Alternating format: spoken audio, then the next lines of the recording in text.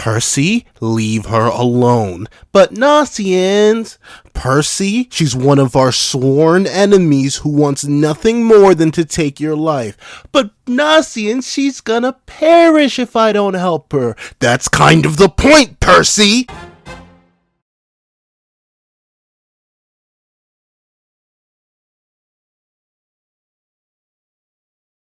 Thank you to our fellow patrons, Red Wolf 4765, Midnight Gem Lord, and Sean. Another thank you to our $3 members, Recliner Plays, and Red Wolf 4765. Another thank you to our $10 patrons, Robbie Uchiha and Idemokami. And a very big thank you to our $25 member, Alex Ice Rose. Now, we're on this breakdown / discussion and review of chapter 106 of Four Knights of the Apocalypse. Please leave your own on the chapter in the comment section down below. Leave a like and subscribe if you haven't already. Also, hit that little notification bell to miss out on any videos that come to the channel. Also, I do have a Patreon down below where you can support me for as low as count 'em $1 a month to get things like exclusive videos, early content, and more. You also now become a member of the channel for as low as $3 a month to get the same perks and more. Some of those perks include the live reaction to this very chapter. Now, let's hop into chapter 106. What's up, guys? All Punts here, and here we are for you, chapter 106 of Four Knights of the known as the Savior. And I'm not gonna lie,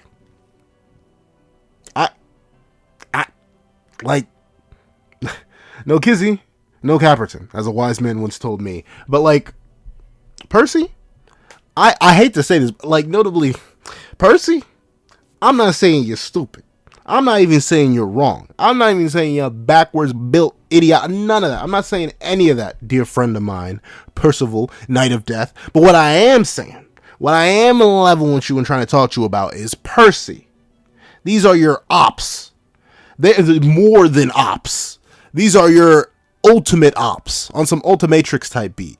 Percy, just let them go. But regardless, let's not waste any more time and let's hop right into it. So we open up and we do get to see that the groups are now reunited. In the previous chapters, we saw that they were split up and all that.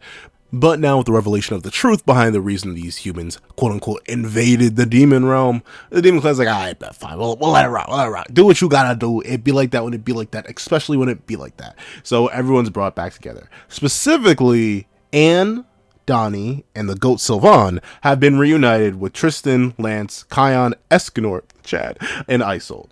And we see that Anne's worried if these people are okay. And notably, like, I can't necessarily blame her. Like, part of me is like, hey, that's mean. But then again, they did get separated and were on track to being, probably gutted like fish if it wasn't for Percy magically being the savior. So I can't even knock her hustle or being so concerned. But at the same time, she was there.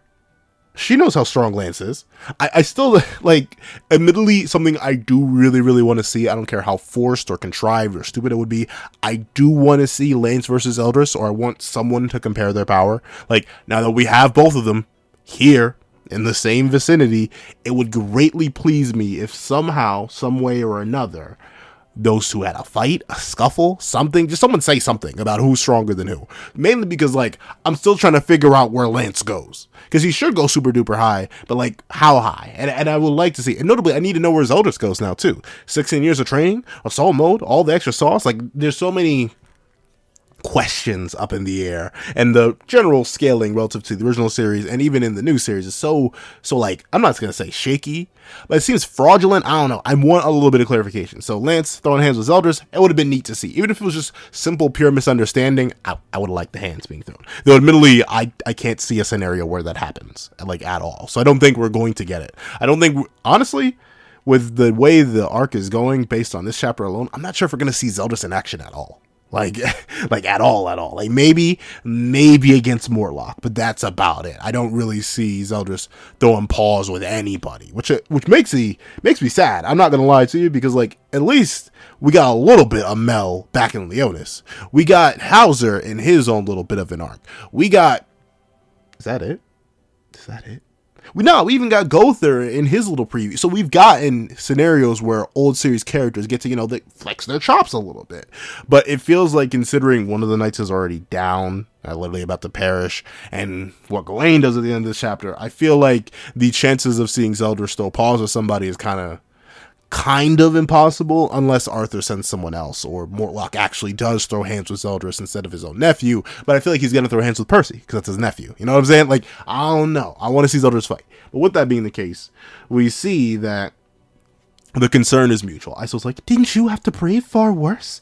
And no, they didn't. They were treated like kings. But with that being the case, we see that and like, no, we're fine. But you won't believe what we saw. And Lancelot, being Himothy, you know, it's just in his title, it's in his name, it's in his rank, his position. Every other descriptor you would like to use, it's just applied to Lance. He's like, hey, I'm glad we're all back together and all, but yo, Donny, catch me up, dog. What happened? What are you guys doing here now? And we see that Donnie's like, let me level with you real quick, dog. A lot happened. And that's very, very true. Like, obviously, finding out your homie isn't just one of the four Knights of the Apocalypse, 2, the Knight of Death, and 3, extremely powerful, but also that he apparently has super strange connections to the King of the Demon Realm. Yeah, that's a little bit unnerving, and a little bit hard to find out. Once again, I need to remind y'all, the whole journey, all 100 and what? There's 106 chapters. It's been like 2 weeks. If that. It's been like 2 weeks. Not a lot of time has passed. Donnie went from a traveling circus man to risking his life every single day. Like, obviously, Donnie's been going through it. However, my favorite little interaction here is it's Sylvan and Escanor. Because Sylvan is like, oh, you must have been real scared without me, Escanor. You know, I'm the strongest in the verse. And we see Escanor, like, I'm not sure. I need to reread the previous chapters. I don't think we've ever seen Escanor speak. But, like, Escanor specifically responds with nay. And not like nay as in, like, you know, the prideful way to say no. At least it's prideful to me. Like, instead of saying no, if you say nay, I'm like, what are you, a horse? But no, like, Escanor actually says it like a horse, as in Neigh. So I legitimately wonder if that's one, hinting that Sylvan isn't actually a regular horse, and that he's actually something like a purgatory beast, because a regular horse doesn't have any, like, genuine conversation with them. Like, notably, it's still in the regular text box. It's still there, but it's not in the, like, communication thing. Like, he literally just says nay like a horse would, even though he's talking in Horsecanese, or whatever horses speak. But Sylvan is actually capable of speaking human sentient thoughts, meaning that maybe Sylvan isn't just a normal horse. Or the more funny solution is that Escanor, the horse, was just so prideful, so about the business, that he didn't even bother to dignify Sylvan a response with the idea that he is in fact the strongest in the verse, and that he must have been real scared. Like, it's just a disrespectful almost degradation. Like, you don't deserve words. Like, you ever talk to somebody and then, like, they say something so blasphemous, so outlandish, that you just look at them? Like, you don't actually even grace them with a real, genuine verbal response. You just look them dead in the eyes, and, like, it says everything. There's not anything extra that needs to be added to it. You just look at them. I feel like this is kind of like that for horses, if that's the case. Maybe Sylvan just isn't sentient, or not Sylvan. Maybe Escanor just isn't sentient. Maybe he's just a horse, and maybe Sylvan's special. Maybe he really is special in that way, where he has actual legitimate thoughts and can communicate. Because I don't think we've seen any regular horses communicate like that. We don't see many animals in general within Seven Deadly Sins. So, I don't know. Seems a little bit interesting. I know I'm hyperfixating on 2 horses having a conversation, but, you know, the last time there was a funny animal mascot with the group of the titular series, they ended up being the child of chaos. Like, the direct descendant.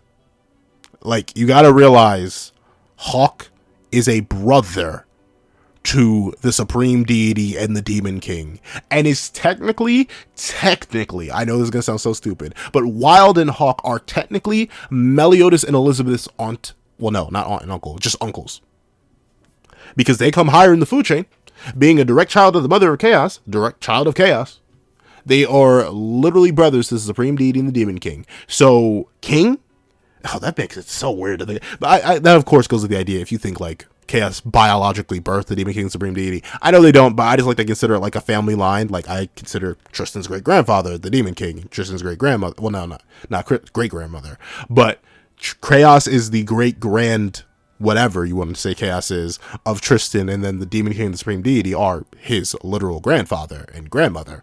But by pure technicality, Hawk and Wild, due to being direct children of chaos, are the uncles of Elizabeth, Meliodas, King, Elaine, Gloxinia. Like, it's crazy to think about, but it really be like that when it be like that, especially when it be like that. So Savon being a purgatory beast, interesting.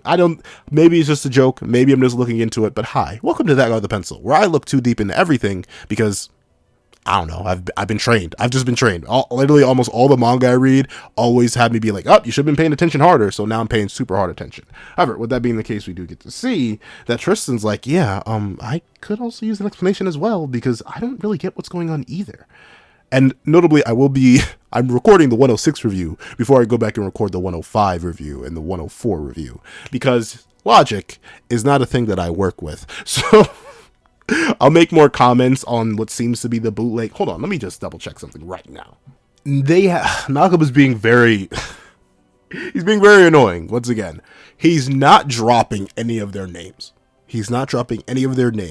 But all of these demons in particular look like off-brand variations of the Six Knights of Black that were revealed to us in the Prisoners of the Sky movie. But I can't say these are the exact same characters, just redesigned. Because once again, they look different. Like, Bellion doesn't look like himself, but he looks like Bellion. All these demons don't look like themselves, but they kind of look like it. Like, they're all just off-brand enough that maybe they could be different, or just callbacks to the Six Knights of Black. But it seems too specific. Like, the only difference between this one with the hair is that the hair is down. Meanwhile, I'll admit, the lion guy, or who once was the lion guy, is now a tiger. Galen's nephew now has, like, a weird mushroom-esque head versus the flatter head he did in the movie. I don't know. It seems strange. And here's the thing. We know the Six Knights of Black are canon. One, because they are mentioned within the manga. And two, because we literally see Bellion and Pump in the extra manga chapter that was released for the movie, where we see the battle between, or I can't say we see the battle between, but we get the hint, the whiff of Prime Mel versus Prime Meliodas, where Mel repelled Mael. Like, we know these characters and their official designs exist. So maybe these are just callbacks and the original characters are gone. I don't know. But until I get a name drop for any of them, we don't get a name drop for them in this chapter, the previous chapter, or the chapter before that. Until I get a name drop for any of them, I'm going to be iffy on what they are. But with that being the case, Tristan, sorry, I had a little tangent on that, but Tristan, the main reason he's talking is like, yo, I ain't gonna lie to you, dog. Like, we were in a bit of a hipsy-canipsy until Percival's name came up, and suddenly all the demons are like, whoa, wait, yo, him? Himothy? Percival Turner? Like, yo, that's crazy, dog. Never mind, y'all cool. And we see that Donny theorizes that, oh, it seems like Percival may have come here before or something. They know the Demon King, even. And that is crazy, as we see Tristan's blown away that, Percival knows his uncle. But, Donny, like, you were there, bruh. You don't have to theorize. You think you know that Percival came here before. He literally meant, that was what the whole last chapter was about, Donny. But regardless, we do get to see that Lance is like, oh, wait. So wait, what does that mean? If he knows the Demon King, but y'all are here, where is he? What's going on? And where's Nasiens too? And Donnie's like, well, you see, maybe the king was a little bit too trustworthy at Percival because the certain something went missing. And I love the reactions. I love the reactions of both Lancelot and Tristan. Lance just crosses his arm and bows his head like, oh, you have got to be kidding me. And Tristan just hard face pot, like, I don't know. I have younger family members, a lot of younger family members. And thusly, having a lot of younger family members and being an older family member, I've been asked to watch a lot of my younger family members, or at least like take care of them at family events and stuff like that. Like, oh, can you watch so-and-so? Can you help so-and-so around? Oh, yada, yada, yada. And I know the exact feeling that Tristan and Lance have right now. It's that feeling of where you told the child to be careful. You told the child to do something, and only something so simple, so easy, so clean that it should not be complicated at all. And then for one reason or another, you step away. It can be for 5 minutes, and you will come back and they will do the exact thing that you told them not to do, and then they'll be sad and crying about it. Because of course they would be. Because of course they messed up. And you can't get mad at them because they're literally a baby. Or like, I don't know. The oldest I've ever let that situation just slide because it's like, oh, they're so young. They're like 6 or 5. Like they just got to school and stuff like that. The youngest is like 3 when they're able to walk around and stuff like that. So I understand the feeling where it's just like an absolute sigh of disappointment. But admittedly, they ain't got time for all that, because then again, they don't know for a fact on whether or not the knights are here. I don't think they even know the knights actually are a threat at all, that they exist. But still, the idea that this big key thing is now lost in the sauce because of Percival is not a good idea. Once again, I'm going to harp on it more in the previous chapter review, chapter 105's review. But Mel really made a mistake sending that thing away with Percival. I get it. It's the Percival sword. It's all neat and cool like that.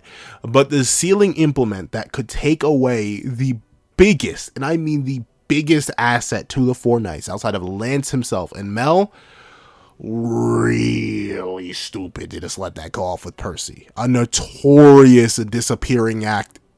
I don't want to call him an idiot because he's just naive, but like, Percival's not the sharpest spoon in no kitchen shed, if you know what I'm saying. Like, obviously, he's not going to be able to do things all that optimally, and thus leaving him with such an important implement is crazy. And now everyone's in danger, the whole realm. And notably, I'm not exactly sure how the coffin works. Like, was the demon realm just vacant for 3,000 years? Like, is that how it works? I have no idea. Or is like the realm itself going to get sealed off? Because if the realm itself gets sealed off, they could end up trapped in the demon realm permanently if they're not able to escape. But I think people literally just get slurped into the coffin. But no, they don't. They don't get slurped into the coffin because the demon clan was out and about. Like, well, no, when the 10 Commandments were released, it's not like every single demon on the planet. I don't know how the coffin works properly, but still, Tristan and Lancelot's reactions make sense. And we see that while they're having the reactions of, sweet mother of mercy, we're all going to perish, the girls are like, wait a minute, I don't see Gawain around either. And Isolde confirms with her, like, she's like, oh yeah, we lost her somewhere. And, you know, Gawain, being Gawain, she's either getting herself into some nonsense or getting herself into some nonsense. There's no in between. And we do get to see that Percy, I mean, like, I'll do that. I'm not sure about y'all, but my wallet performs a disappearing act every single day. I can leave it in one spot and it'll end up in Cancun. Like, it just doesn't matter. There's no simple, clean way I can do it. One way or another, my wallet will be in my pocket and it will be gone the next. And thusly, if I go to search for it, somebody will be like, wallet, where are you? Wallet, show up, wallet, stop wasting. I need to go now, wallet. Because obviously, you know, you can't leave your house without a little bit of money and obviously a license. So, like, I understand it, but that's me, like, what is it called? Not humanizing. There's a specific term for it that I'm gonna forget. Hold on, I'm gonna Google it because it's gonna bother me if I don't. Anthropomorphize. I know we anthropomorphize things just to like do things at random. I feel like everyone's done it at least once in their life where they're like if you haven't named your vehicle transportation, if you have one, what's wrong with you? No, I'm kidding. But I think Percy is genuinely doing that and genuinely expecting this sword to call back. Because he's like, hey, Percival sword, if you're here, answer me. Like, does he expect it to suddenly grow wings? A mouth? Vocal cords? How is it going to be able to answer? How is it going to answer you, bro? I mean, like, hopeful thinking, I guess. I guess it does have a mouth. Can you imagine if Dragon Handle just starts speaking? I think I'd freak out. I would lose my gourd. I would be lost in the sauce. However, we do get to see that Nasiens being the realist. Shouts to my boy. Shouts to my... Oh, he's going to perish. Oh, he's going to perish. And we're going to talk about that in a bit, but he's going to perish. But we see Nasiens being like, Percival, love you, buddy. Love you. I don't think it's going to do that, though. I don't think it's going to suddenly respond to you. And, of course, Nasiens is spitting.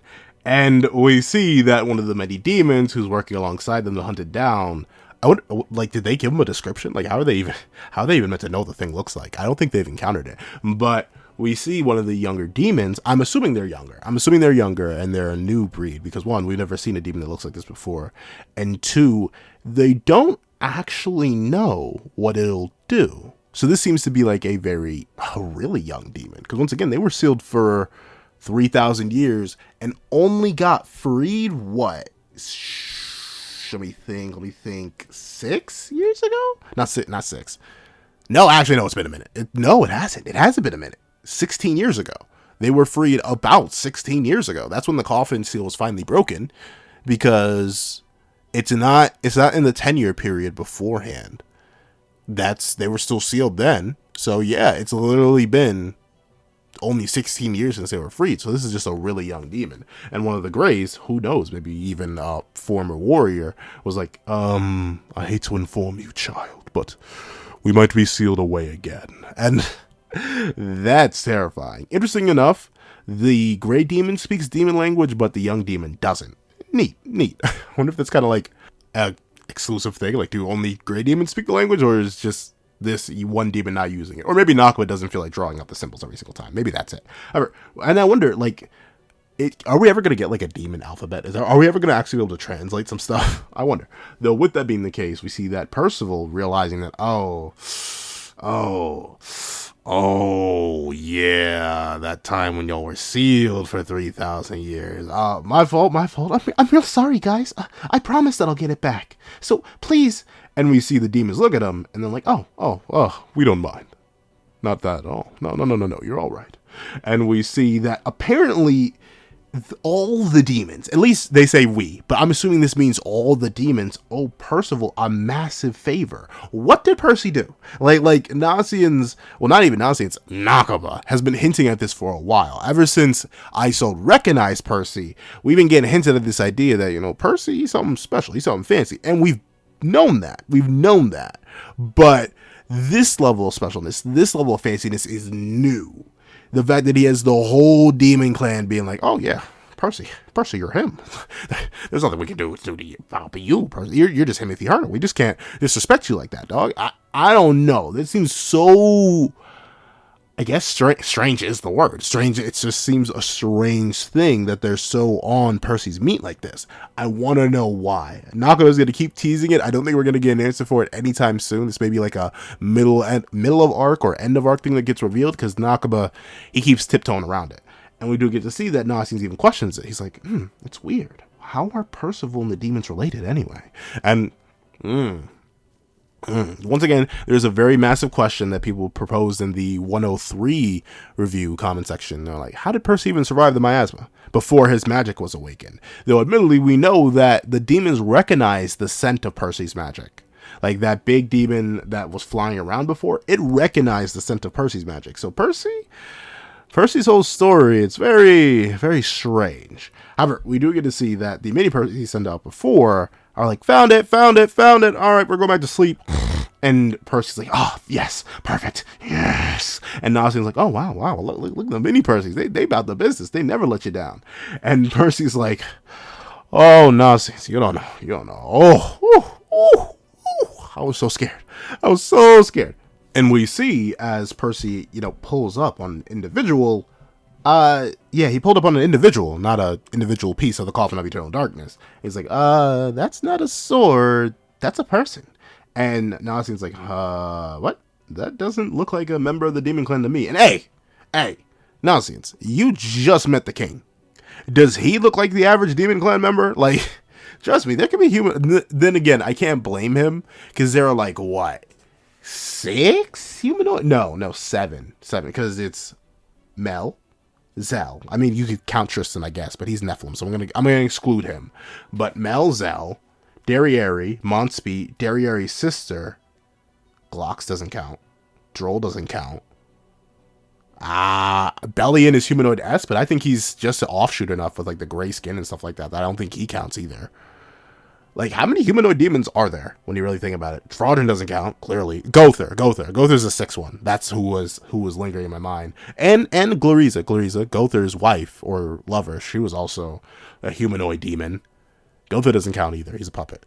But yeah, there aren't many actual humanoid demons. So I can't blame Nasiens. He's been seeing a whole lot of non-humanoid demons, so it makes sense that he makes the assumption. Hey, Nasiens, don't judge a book by its cover. Maybe this could be a Maybe this could be a Demon Clan member. However, we do get to see there is this woman, like I'm presuming it's a woman, laid out on the ground, and notably, everything that could go wrong for her did appear to go wrong. Her legs bent in a really weird way. She's laid out. Her armor's damaged. She's missing a horn on her head. I know her head got to be unbalanced right now.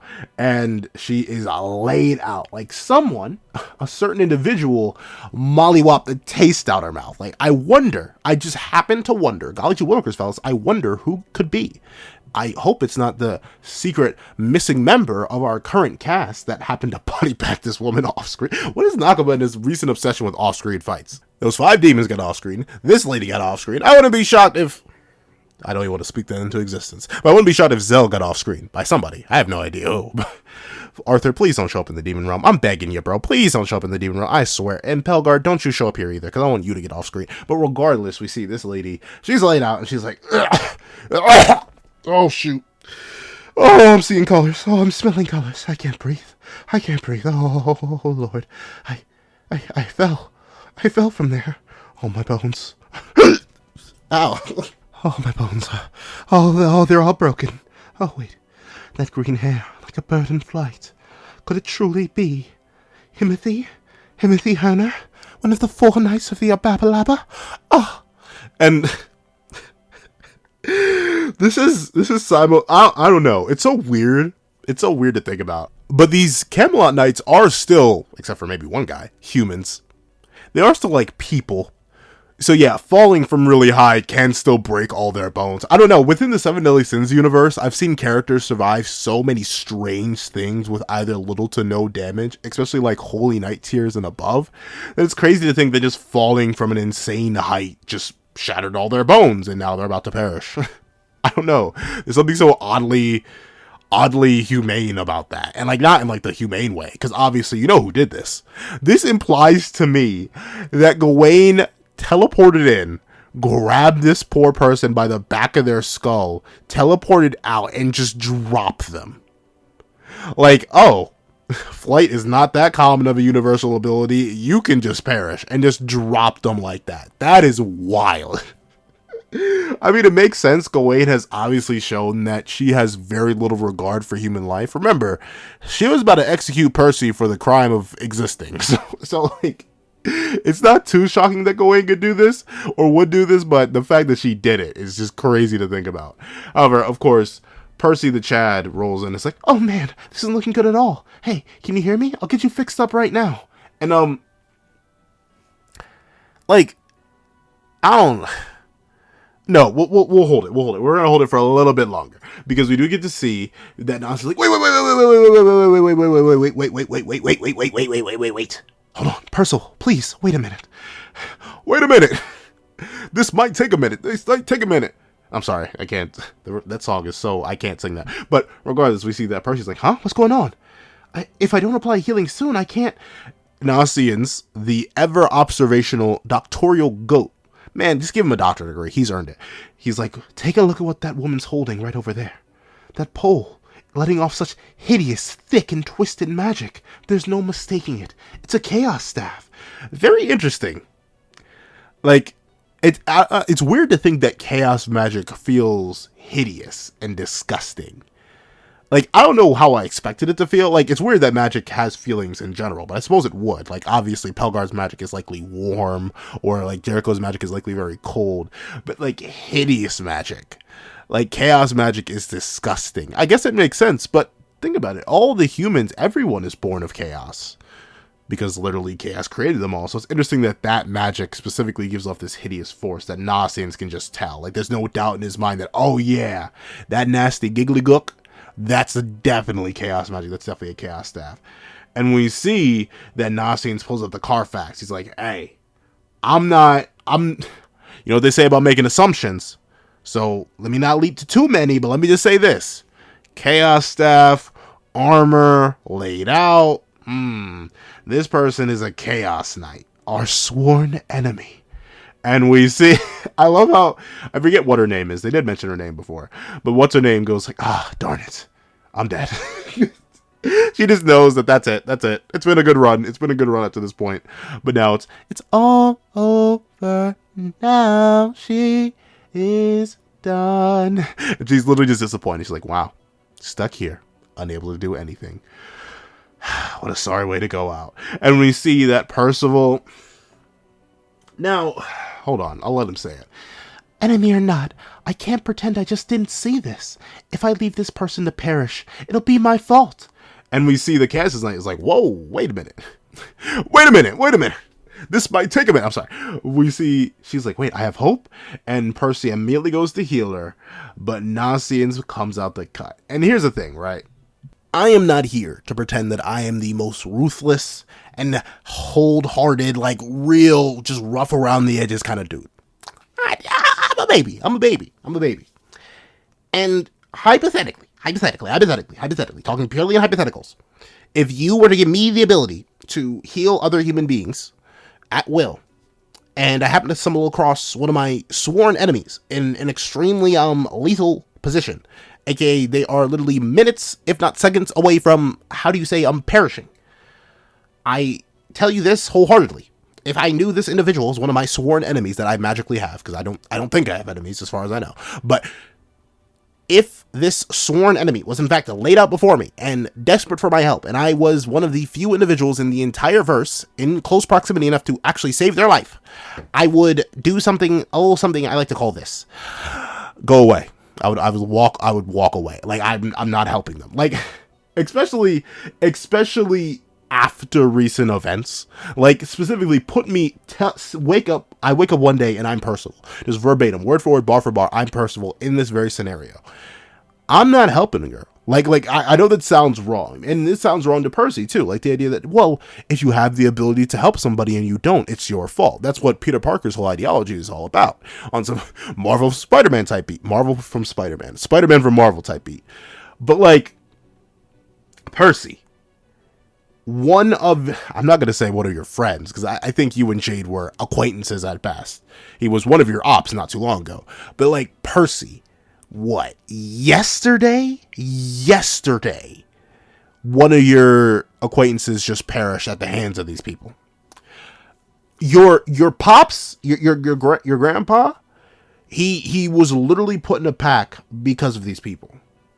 These people are your sworn enemy, Percy. I get it. It's rough. It is a hard knock life for us. Like, I get it, bro. But the idea, the ideation, the gall that you have, that you are thinking, oh, this person who's part of a group of my sworn enemies that would have nothing more than for me to be beheaded at their feet after they literally took away the lives of one of my comrades. Yeah, let me heal them up.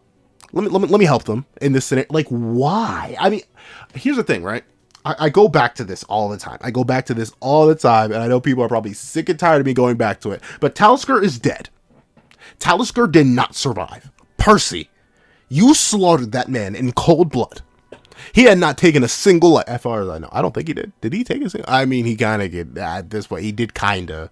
Through Ordo, he did technically take out Dolores, as far as Percy knew at the time. But Percival, that was before any of you. Well, no, your grandfather was packed, and you responded to Talisker appropriately. He was threatening the lives of you and your friends, and you put him in a pack. You sent him straight to the Celestial Realm, if you know what I'm talking about. So, Percy, you have slain before. I don't know where it really hit around the 50s, not even the 50s, the 40s, when he tried to spare Elgin and was really trying to like save Elgin, even though Elgin was trying to slay him and all his friends. Percy, I get it, bro. You're naive, you're dumb, you're stupid, but what does it take? Like, you literally yesterday saw one of your homies get packed.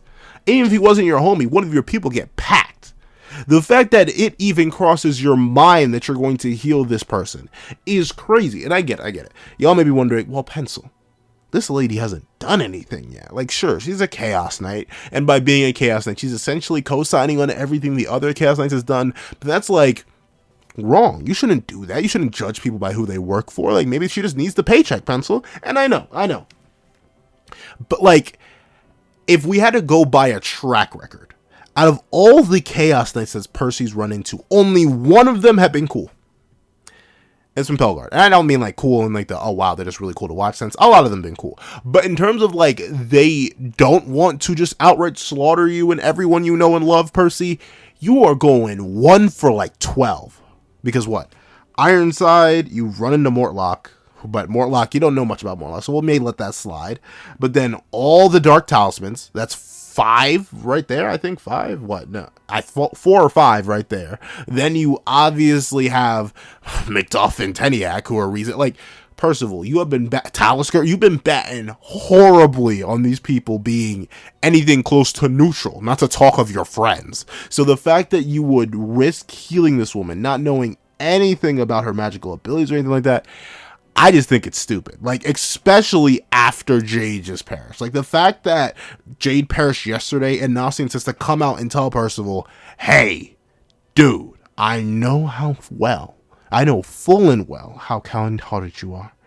But don't you recall what Lancelot asked you in the Entangled Forest? You think they'll have a change of heart if you show them pity and so on? And do I have to remind you what they did to us? They slayed Jade. They slaughtered one of our own.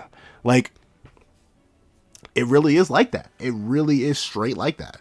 Like, the fact that Percy needs to be reminded of that fact. Like, remember, this is the same man who's been mourning his grandfather every other chapter. He just talked about how the fact that the Chaos Knights packed up his grandpappy. The last chapter. This is a fresh thing on his mind. I get it. Not really. Like, it's weird to say I get it. I understand it from Percy's perspective as a naive little baby boy, but he should not be this naive anymore. If this were chapter 2 Percy, maybe. Even though I don't think it would make sense then, because once again, but then again, he wouldn't know what a Chaos Knight is. But no, nasiens has clearly pointed out the Carfax that this is a Chaos Knight. One of the many people who have tried to execute his friends and him, and successfully executed one of them and his grandfather time and time again. But the fact that he still considers wanting to heal this individual is bonkers. Biggity, biggity, biggity bonkers. However, with that being the case, I hope he doesn't heal her. Like, I hope he doesn't heal her. And notably, we do get to see that the entire group of demons they're with are all lurking around. Like, you gonna do it? You gonna do it, dog? Like, you gonna do it? And I guess, I'm not sure. Obviously, I don't think the demons are betraying him here or anything like that. Nasiens looks caught off guard, and Percy's looking around like, hey, what y'all doing, gay? But I don't think they're gonna do anything negative to them. I don't know. I don't think they would wait this long on the bait and switch or anything like that. At worst, they're being mind controlled. But with that being the case, I think they're literally just watching. Because with Percy being called a savior by them over and over and over again, it's very likely, if I had to take a guess, there was probably a plague of some sorts going around the demon world. And Percy ended up saving them from it. How? Maybe through an early awakening of his hope magic or something like that he just suppressed all these years due to trauma or something like that. I have no clue. But I'm assuming they're watching what he's going to do because they're seeing the savior in action. Like, imagine if some guy just saved your life and saved like a whole bunch of people who you knew's lives, and then you saw him in another situation where he could save another life, and you're just there to witness it this time. Like, you don't actually have to be saved, you're just watching. I'm assuming that's what's happening here. However, we do cut away to another structure, and specifically, it is the structure that what's-her-name claimed that she fell from, and we see there is a gaggle of individuals posted up within the structure. And we see that it's the same guy with the telescope from all that time ago. He says, no doubt about it. We've managed to tail them all the way into demon territory. There's a whole gaggle of them underneath that honeycomb we came out of. So, this is the group of Chaos Knights. They are all here. And we see that one of them asked the other, hold on. You're not shaking, are you? You ain't concerned a little bit. I see you fidgeting here and there. And we see the guy's like, me? Shaking? In fear? No, of course, sir. Not me. Maybe somebody else, but not me, sir. And we see that another one was like, okay, come on. Enough nonsense, please. The Dealing Clan nearly found us up there. Now, we're lucky the Knights of Prophecy are the main things that distracted them and took them away. And we see that they're in a very lucky situation, because they wouldn't have been able to trace them all the way to the demon realm without a certain individual. As Mortlock says, good thing we happen to have you around. Not even we could do much against the demon world's miasma. And this man, or this person within this mask, simply goes, yep. So they have a goddess with them. And notably, this goddess does get a name later on in the chapter. So I do not believe this is Nanashi. But this is confirming, once again, it's been hinted at before with the idea that the fake Merlin was a fairy. But this is sort of, once again, just Nakaba slide under the table on the idea that, oh yeah, just because Camelot is by humans, of humans, for humans, doesn't mean that Arthur's not going to use any of the other races when it would be convenient for them. And this person with goddess abilities is very convenient. Who knows, they could be a human goddess hybrid like Tristan. We know you do not have to be a full goddess to access spells that allow you to resist the demon world's miasma. Or you could just be Percy and, I guess, just be built different and not have to worry about the miasma at all.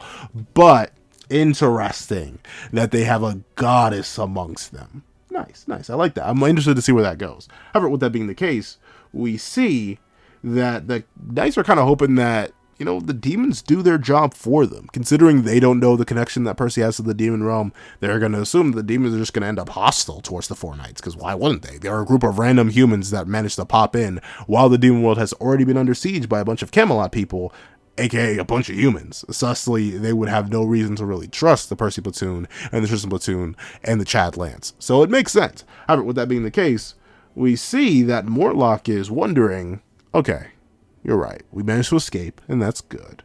And we're all here together, and that's good, but why come here? Why visit the demon realm? I'm not going to answer to that. And we do get to see that Mortlock, he's very observant. He didn't seem like the kind of guy who would be observant. I mean, I guess it does make sense. When he's first introduced, he's very observant. He's like, hey, yo, if they were able to slay the higher level chaotic dead, bro, we gotta run. Because that means there's a 7 deadly sins level threat here. So he is pretty observant. But just seeing him maskless or without the armor pieces, that really is what throwing me off here. But no, he notices pretty much immediately. He's like, you've been rather quiet lately. Can I ask for your opinion, Rosebank? And Rosebank is posted up. And we know this isn't Rosebank because we just saw Rosebank earlier. And Rosebank immediately just goes, and like, we see that Morlock's like, oh, your throat is too sore to speak. And Rosebank continues to go on with that. And Morlock assumes, oh, okay, so the miasma's damaged it. And Morlock's like, okay, I bet. All right, the air here sure is awful.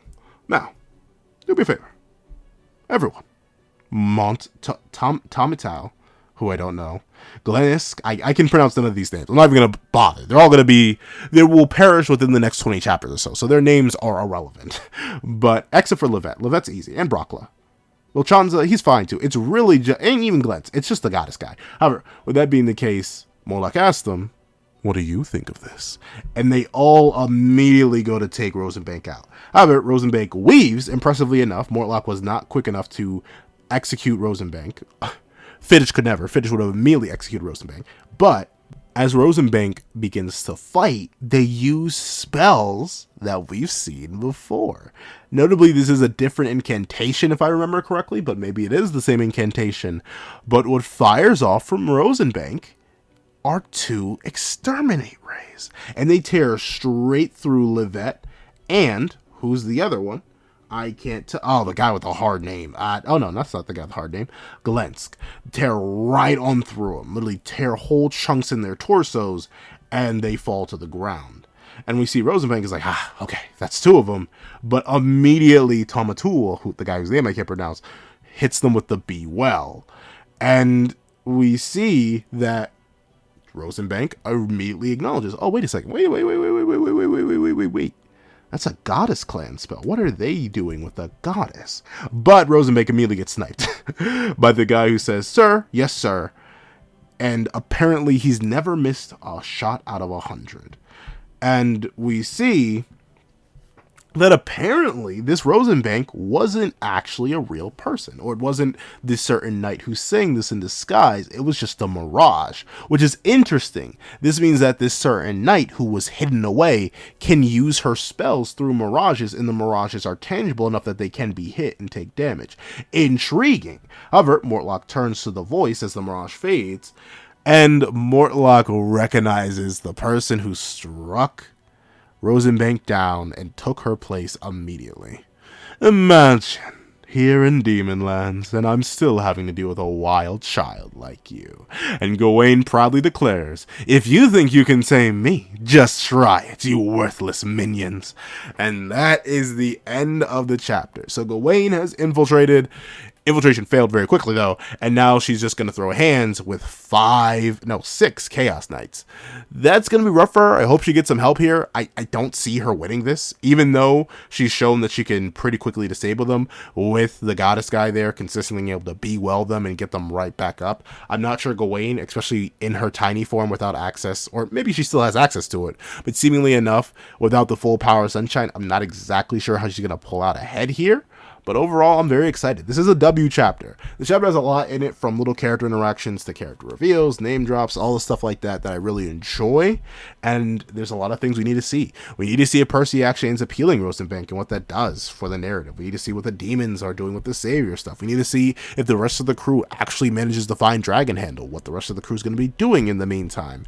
And overall, it's a W chapter. However, that's what I think. Please let what you guys think in the comment section down below. Thank you so much for watching. To like, share, comment, and subscribe. Make sure the notifications to miss out on any videos that come to the channel. Also, I do have a Patreon down below as well as $1 a month to get exclusive videos, early content, and more. Also, now become a member of the channel for as low as $3 a month and get the same perks and more. Now, thank you so much once again, and I hope you guys have a wonderful day. This is Dagger the Pencil, writing off.